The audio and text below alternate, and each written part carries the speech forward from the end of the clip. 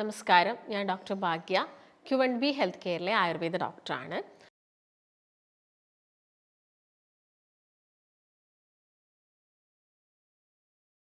അപ്പം ഇന്ന് നമ്മൾ ഡിസ്കസ് ചെയ്യാൻ പോകുന്നത് ഒരുപാട് ആളുകൾക്ക് വരുന്നൊരു കണ്ടീഷനാണ് വായ്പുണ്ണ് അഥവാ മൗത്ത് അൾസേഴ്സ് എന്ന് പറയുന്നത്. അപ്പോൾ വായിൽ പുണ്ണുണ്ടായി കഴിഞ്ഞാൽ ഭയങ്കര ബുദ്ധിമുട്ടാണ് ഭക്ഷണമൊക്കെ കഴിക്കാൻ. നമ്മൾ എന്തെങ്കിലും ഒരു എരിവുള്ള, ഇപ്പം നമ്മൾ നോർമലി ചോറും കറിയൊക്കെ കഴിക്കുന്ന സമയത്ത് കറിയിൽ ചെറിയൊരു എരിവൊക്കെ ഉണ്ടാവും. ഈ ഒരു എരിവൊക്കെ ആ ഒരു പുണ്ണിൽ തട്ടുന്ന സമയത്ത് ഒട്ടും തന്നെ സഹിക്കാൻ പറ്റില്ല. ഇപ്പം ചില ആളുകൾക്ക് ഇത് വരുന്നത് വളരെ കോമൺ ആയിട്ട് തന്നെ കാണാം. നമുക്ക് ഇടയ്ക്കിടയ്ക്ക് അവർക്ക് ഇങ്ങനെ വായിൽ പുണ്ണ് വരും. അപ്പോൾ നിങ്ങൾ പ്രോപ്പറായിട്ടുള്ളൊരു കൺസൾട്ടേഷൻ നിർബന്ധമായിട്ടും എടുക്കണം. ഇങ്ങനെ ഇടയ്ക്കിടയ്ക്ക് വരുന്ന വ്യക്തികളൊക്കെയാണ്.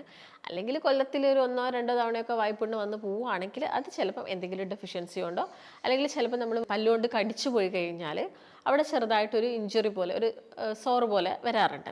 അപ്പോൾ വായ്പുണ്ണെന്ന് പറയുന്നത് നമ്മുടെ വായയിൽ അല്ലെങ്കിൽ നാവുമ്മലൊക്കെ വരുന്ന ചെറിയൊരു പുണ്ണ് പോലെയാണ്, ഒരു സോറ് പോലെയാണ്. അത് നല്ല പെയിൻഫുൾ ആയിരിക്കും, ഭയങ്കര ബുദ്ധിമുട്ടായിരിക്കും അത് വന്നു കഴിഞ്ഞാൽ. അപ്പോൾ അതിൻ്റെ ഒരു ഇനീഷ്യൽ സ്റ്റേജിലേ തന്നെ നമുക്ക് ആ ഒരു ബുദ്ധിമുട്ട് തുടങ്ങും. പിന്നെ അത് കുറച്ചൊന്ന് വലുതാവും. അതിൻ്റെ നടുഭാഗത്ത് ചെറുതായിട്ടൊരു കുഴി പോലെ, ഒരു പിറ്റ് പോലെ നമുക്ക് കാണാൻ സാധിക്കും. അപ്പോൾ അവിടേക്കൊക്കെ എന്തെങ്കിലുമൊക്കെ തട്ടുമ്പോഴും, ഇപ്പം നമ്മൾ ബ്രഷ് ചെയ്യുന്ന സമയത്തൊക്കെ നല്ല ബുദ്ധിമുട്ടായിരിക്കും. അപ്പോൾ വായ്പുണ്ണിൻ്റെ കേസ് നോക്കുമ്പോൾ അത് കുറച്ച് നമ്മൾ സീരിയസ് ആയിട്ട് കാണണം. കാരണം നേരത്തെ പറഞ്ഞാൽ ഇടയ്ക്കിടയ്ക്ക് വായ്പുണ്ണ് വരിക, അതും ഒന്നിലധികം വായ്പുണ്ണ് വായിൽ വരുന്ന സമയത്തൊക്കെ നിങ്ങൾ നിർബന്ധമായിട്ട് ഒരു ഡോക്ടറെ കാണിച്ചിട്ട് അഡ്വൈസ് എടുക്കേണ്ടതാണ്. അത് നിസ്സാരമാക്കി വിടരുത്. പിന്നെ ചില ആളുകൾ വായ്പുണ്ണ് വരുന്ന സമയത്തൊക്കെ ഉപ്പോ അങ്ങനെ എന്തെങ്കിലുമൊക്കെ എടുത്തിട്ട്, ചിലപ്പോൾ ചില ആളുകൾ നന്നായിട്ട് എരിവുള്ള എന്തെങ്കിലും ഒക്കെ എടുത്തിട്ട് ആ പുണ്ണിൻ്റെ മുകളിൽ അപ്ലൈ ചെയ്യാറുണ്ട്. അങ്ങനെയൊന്നും ചെയ്യരുത്. ഡയറക്റ്റ് ഉപ്പൊന്നും നിങ്ങൾ വായ്പുണ്ണിലോട്ട് വെക്കാൻ പാടില്ല. നമുക്ക് ചൂടുവെള്ളത്തിൽ, അതായത് ഇളം ചൂടുവെള്ളത്തിൽ ഉപ്പ് ഇട്ടതിന് ശേഷം ഒന്ന് ഗാർഗിളൊക്കെ ചെയ്യുന്നത് നല്ലതാണ്. അതൊക്കെ നമുക്ക് ചെയ്യാൻ പറ്റുന്നൊരു കാര്യമാണ്. അത് നമുക്ക് പ്രാക്ടീസ് ചെയ്യാം. അപ്പോൾ ഞാൻ പറഞ്ഞു, വായ്പുണ്ണ് വരാൻ കുറേ റീസൺസ് ഉണ്ട്. ചിലപ്പോൾ നമ്മൾ പല്ലുകൊണ്ട് കടിച്ചു പോയി കഴിഞ്ഞാൽ, ഇപ്പോൾ പല്ലുകൊണ്ട് കടിച്ചു പോയിട്ട് ഈ പുണ്ണ് അങ്ങോട്ട് കംപ്ലീറ്റ് മാറുന്നില്ലെങ്കിൽ ഇങ്ങനെ ചില ആളുകൾക്ക് അത് വല്ലാണ്ട് അങ്ങ് കൂടി നിൽക്കും. അപ്പോൾ അതൊക്കെ നിങ്ങൾ ഡോക്ടർ എന്തായാലും നിർബന്ധമായിട്ട് കാണിക്കണം. അപ്പോൾ അവരതിനുള്ള ഉണങ്ങാനുള്ള മെഡിസിനും കാര്യങ്ങളൊക്കെ തരുന്നതാണ്. പക്ഷെ ഇത് ജസ്റ്റ് ഒരു പുണ്ണായിട്ട് വരുന്നു, വെരി റെയറായിട്ട് മാത്രമേ വരാറുള്ളതെങ്കിൽ അത്ര പേടിക്കേണ്ട ഒരു ആവശ്യകതയില്ല. അപ്പോൾ കടിച്ചു പോകുന്നതുകൊണ്ട് വരാം. നമ്മൾ ഭയങ്കര അസിഡിക് ആയിട്ടുള്ള എന്തെങ്കിലും ഫുഡ് ഐറ്റംസ് ഒക്കെ കഴിക്കാൻ പിന്നെ നിങ്ങൾക്ക് വായിൽ പുണ്ണായിട്ടൊക്കെ കാണിക്കാറുണ്ട്. പിന്നെ കുറച്ച് ഡെഫിഷ്യൻസിയാണ് പ്രധാനമായിട്ടും. അത് നമ്മൾ നോക്കുന്നുണ്ടെങ്കിൽ വൈറ്റമിൻ B12 ഡെഫിഷ്യൻസി, അയേണിൻ്റെ ഡെഫിഷ്യൻസി, ഫോളേറ്റിൻ്റെ ഒക്കെ ഡെഫിഷ്യൻസി, ഇതും നമുക്ക് വായിൽ പുണ്ണുണ്ടാക്കാനുള്ള ചാൻസസ് കൂടുതലാണ്. അതിൽ വൈറ്റമിൻ D ഡെഫിഷ്യൻസി കോമൺ ആയിട്ട് കാണുന്നതാണ്.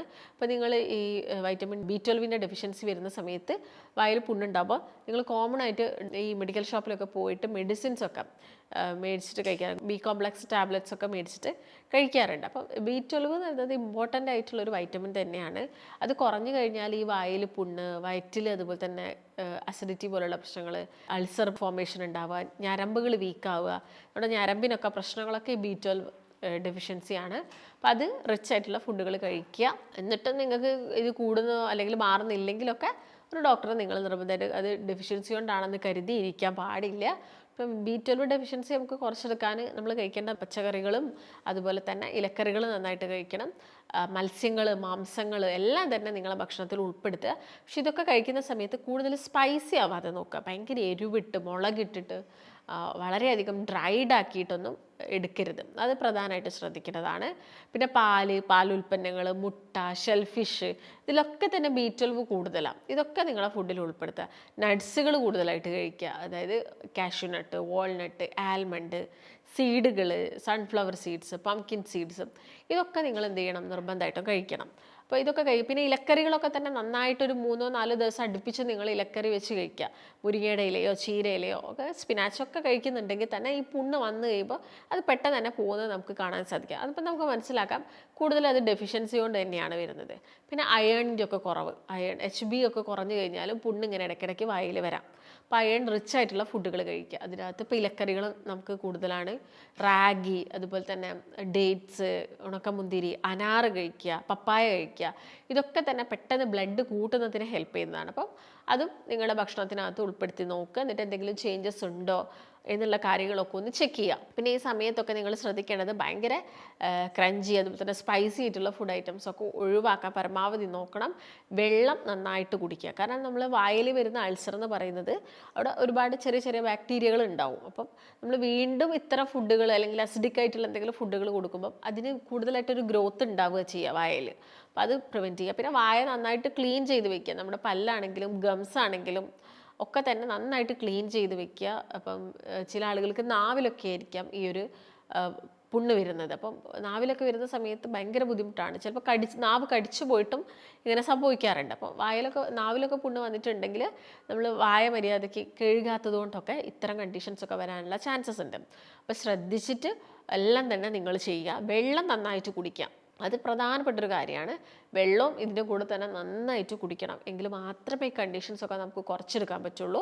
പിന്നെ നമുക്ക് സ്ട്രെസ്സ് അല്ലെങ്കിൽ എന്തെങ്കിലും സ്ട്രെയിന് ഭയങ്കര സ്ട്രെസ്സൊക്കെ ജോലിയിലൊക്കെ വരുന്ന ആളുകളിൽ ഇടയ്ക്കിടയ്ക്ക് ഇങ്ങനെ പുണ്ണ് വരുന്നതൊക്കെ കൂടുതലാണ്. അപ്പോൾ അതൊക്കെ നിങ്ങൾ ഒന്ന് കുറച്ചെടുത്തിട്ട് കുറച്ച് മെഡിറ്റേഷൻസ്, യോഗ ഇതൊക്കെ പ്രാക്ടീസ് ചെയ്യാൻ വേണ്ടിയിട്ടൊക്കെ ഒന്ന് ശ്രദ്ധിക്കുക. പിന്നെ നന്നായിട്ട് കിടന്ന് ഉറങ്ങുക. ഒരു 8 മണിക്കൂർ നിർബന്ധമായിട്ട്. ഇപ്പോൾ ഇങ്ങനെ ഹെക്ടിക് വർക്കൊക്കെ ചെയ്യുന്ന ആളുകളാണെങ്കിൽ എന്താണെങ്കിലും ഒരു വൈകുന്നേരം 5 to 6 അവരുടെ ജോലി അവിടെ കഴിയും. അപ്പോൾ നിങ്ങൾ എന്താണെങ്കിലും വീട്ടിലെത്തി ഒരു 7-7:30 ഒക്കെ ആകുമ്പോൾ ഫുഡ് കഴിച്ച് കഴിഞ്ഞാൽ ഒരു 8:30, 9 ഒക്കെ ആകുമ്പോൾ കിടന്നുറങ്ങുക. അങ്ങനെ ആകുമ്പോൾ നിങ്ങൾക്ക് രാവിലെ ഒരു 5 to 6 വരെയൊക്കെ കിടന്നുറങ്ങുമ്പോൾ അത്യാവശ്യം നന്നായിട്ടൊരു മെൻ്റൽ ഒരു സ്ട്രെസ്സും കാര്യങ്ങളൊക്കെ നമുക്ക് കുറച്ചെടുക്കാൻ സാധിക്കും. അത് ഇന്ന് പലരും ചെയ്യുന്നില്ല. ഇപ്പോഴും നമ്മൾ ജോലിയൊക്കെ ഇപ്പം എത്ര നേരത്തെ കഴിഞ്ഞാലും വീട്ടിലെത്തി ഫോണിൽ കളിക്കുന്നു. അതുപോലെ തന്നെ രാത്രി ഫുഡ് ലേറ്റായിട്ട് കഴിക്കുന്നു, രാത്രി ഹെവി ഫുഡ് എടുത്ത് കഴിക്കുന്നു, ഇൻഡൈജഷൻ പ്രശ്നങ്ങൾ ഉണ്ടാവുന്നു, ഉറങ്ങാൻ ലേറ്റ് ആവുന്നു. കംപ്ലീറ്റ് ആയിട്ട് ഈ ഒരു സിർക്കാഡിയൻ ഋതമൊക്കെ തെറ്റിക്കൊണ്ടിരിക്കുകയാണ്. അതുകൊണ്ടാണ് ഇത്തരം പ്രശ്നങ്ങൾ ഇങ്ങനെ വന്നുകൊണ്ടിരിക്കുന്നത്. അപ്പോൾ വായിൽ അൾസർ ഉണ്ടായി കഴിഞ്ഞാൽ പിന്നെ നമ്മുടെ വയറിനകത്തും ഒക്കെ തന്നെ വരാനുള്ള ചാൻസസ് കൂടുതലാണ്. ശ്രദ്ധിക്കാതെ പോയി കഴിഞ്ഞാൽ ഭയങ്കര ബുദ്ധിമുട്ടാവും. അതുകൊണ്ട് എല്ലാവരും ഇനീഷ്യലി തന്നെ ഇതിന് വേണ്ടിയിട്ടുള്ള കാര്യങ്ങൾ ചെയ്യുക. അപ്പോൾ എല്ലാം തന്നെ വൈറ്റമിൻ ഡെഫിഷ്യൻസി കൊണ്ടാണെന്ന് കരുതി അല്ലെങ്കിൽ ഇടയ്ക്കിടയ്ക്ക് വരുന്നുണ്ട്, മൾട്ടിപ്പിളായിട്ട് കുറേ എണ്ണം വരുന്നുണ്ടെങ്കിൽ പ്രോപ്പറായിട്ടുള്ള കെയർ കൊടുക്കുക, ഡോക്ടറെ കൺസൾട്ട് ചെയ്യാം. അപ്പോൾ നിങ്ങൾക്ക് ഇങ്ങനത്തെ എന്തെങ്കിലും ബുദ്ധിമുട്ടുണ്ടെങ്കിലൊക്കെ നമുക്ക് വീട്ടിൽ ചെയ്യാൻ പറ്റുന്ന ഒരു റെമഡി എന്ന് പറയുന്നത് ഇപ്പം കുറച്ച് തേന് അല്ലെങ്കിൽ നമ്മുടെ വെർജിൻ കോക്കനട്ട് ഓയിലൊക്കെ നമുക്ക് ആ ഭാഗത്ത് അപ്ലൈ ചെയ്ത് കൊടുക്കാം. ഡയറക്റ്റ് ഉപ്പൊന്നും എടുത്തിട്ട് ഈ ഒരു അൾസറിൻ്റെ മുകളിൽ വെക്കരുത്. വെർജിനും കോക്കനട്ട് ഓയിൽ നമുക്ക് അപ്ലൈ ചെയ്യാൻ. അതുപോലെ തന്നെ നല്ല തേനാണ് നമുക്ക് കിട്ടുന്നതെങ്കിൽ അപ്ലൈ ചെയ്യാം. അതുപോലെ തന്നെ തേനും നല്ല മഞ്ഞളും ഒക്കെ മിക്സ് ചെയ്തിട്ട് നമുക്ക് ആ ഒരു ഭാഗത്ത് അപ്ലൈ ചെയ്ത് കൊടുക്കാവുന്നതാണ്. പിന്നെ ഞാൻ പറഞ്ഞു എല്ലാ സമയത്തും ഈ ഒരു റെമഡി ഫോളോ ചെയ്യരുത്, ഒരു ഡോക്ടറെ കൺസൾട്ട് ചെയ്യാം. അപ്പോൾ നിങ്ങൾക്ക് ഇങ്ങനെ എന്തെങ്കിലും ബുദ്ധിമുട്ടുണ്ടെങ്കിൽ താഴെ കാണുന്ന നമ്പറിൽ കോൺടാക്റ്റ് ചെയ്യാം. മറ്റൊരു നല്ല ഹെൽത്ത് ടോപ്പിക്കായിട്ട് വീണ്ടും കാണാം. നന്ദി.